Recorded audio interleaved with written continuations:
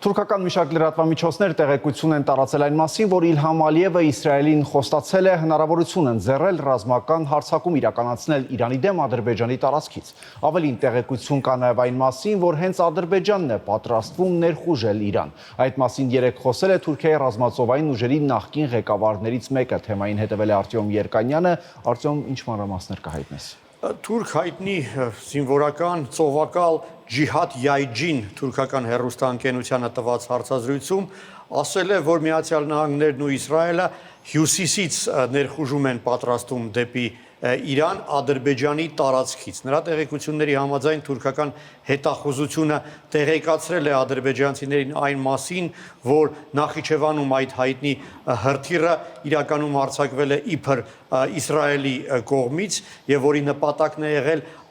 հիմք նախապատրաստել որպես պատրվակ, որ Ադրբեջանը կարողանա արդարացնել իր ներխուժումը Իրանի տարածք, այսինքն ոչ միայն Իսրայելն ու Միացյալ Նահանգները Ադրբեջանի տարածքից, այլ հենց Ադրբեջանը իբր նույնպես ներխուժում էր պատրաստում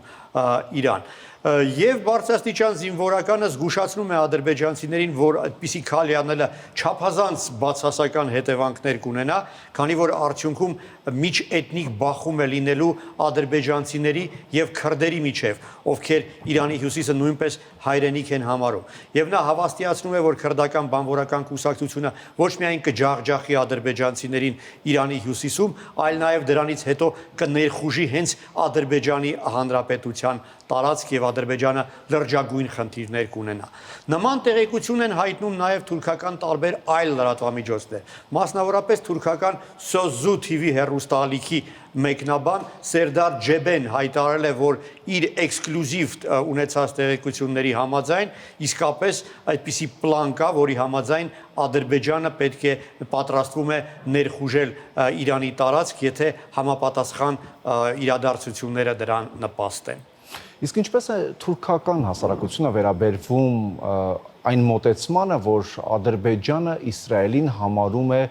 դաշնակից, մինչդեռ Թուրքիան Իսրայելին մեղադրում է թշնամության մեջ։ Հենց այդ հանգամանքը վերջերս Թուրքիայում այսպես լուրջ հակաադրբեջանական տրամադրությունների ալիք է առաջացրել, համենայն դեպս լրատվամիջոցներից դա ակնհայտորեն երևում է։ Վերջերս Թուրքիայում սոցիոլոգիական հարցում էր անցկացվել եւ պարզվում է, որ հարցվածների 20%-ը ադրբեջանցիներին թշնամի են որակել։ Այն դեպքում, երբ Ադրբեջանում երբ սոցհարցումներ են անցկացվում, 95%-ը հարցվածների պնդում են, որ թուրքերը ադրբեջանցիների եղբայրներն են։ Այս ֆոնի վրա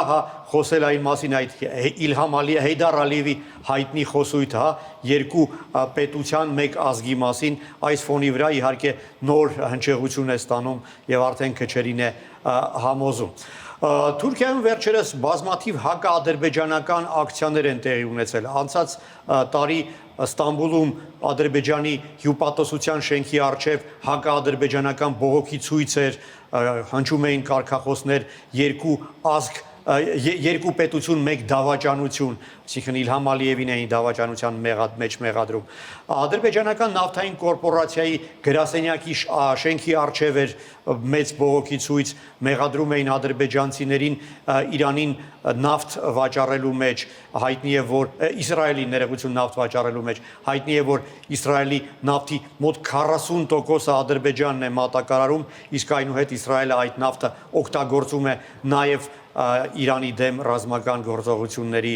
համար։ Ջեյհան նավահանգստում բողոքի ցույց է եղել Ադրբեջանի դեմ, հենց Բաքու-Ջեյհան նավթատարի միջոցով է Ադրբեջանը իր նավթը հասցնում Իսրայելին։ Վերջերս մի շարք հեղինակավոր թուրք մտավորականներ նույնպես հակաադրբեջանական այսպես ելույթներով են հանդես եկել։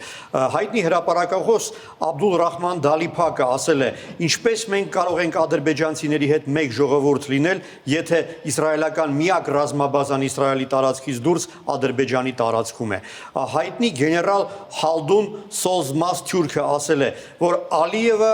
Իսրայելի եւ Միացյալ Նահանգների հավատարիմ դաշնակիցն է, ինչ ասեն նրան, դա էլ անելու է։ Պատմաբան ակադեմիկոս Ահմեդ Շիմշիրգիլը ասել է, մեջբերում եմ նրա խոսքերը, Ալիևը այդքան շատ է սիրում սիոնիստական Իսրայելը, որ կարծես բանը ստրկության է հասել։ նրա վրա որևէ հույս դնել այլևս չի կարելիս։ Թուրքիայի մեջլիսի падգամավոր Օմեր Գերգելիօղլուն ասել է, որ Ադրբեջանում ընտանեկան կայսրություն է ձևավորել եւ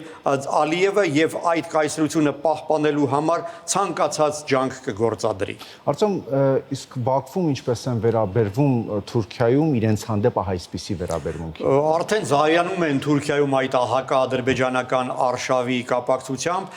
Վերջերս Ադրբեջանի մեջլիսի падգամավոր Մուսա Գուլիևը, ով իդեպ իշխող կուսակցությունն է ներկայացնում, պետական ապագործակալությանը տված հարցազրույցում ասել է, որ թուրքական լրատվամիջոցները նպատակաուղղված հակաադրբեջանական արշավ են իրականացնում, ավելին ակնարկել է, որ այդ արշավի պատվիրատուները շատ մոտ են երկրի ղեկավար Էրդողանին։ Մասնավորապես ակնարկել է, որ այդ արշավի կազմակերպիչը եւ հովանավորը նախագահ Էրդողանի դստեր ամուսին Բարատ Ալիբայրակն է։ Նա հիշեցրել է, որ Թուրքավազ մեդիա հոլդինգը, որի հիմնադիրն ու սեփականատերը Ալի Բայրակն է, ունի մի շարք լրատվամիջոցներ, որոնք ամենաակտիվն են տարածում այդ հակաադրբեջանական խոսույթը եւ այդ արշավը իրականացնում։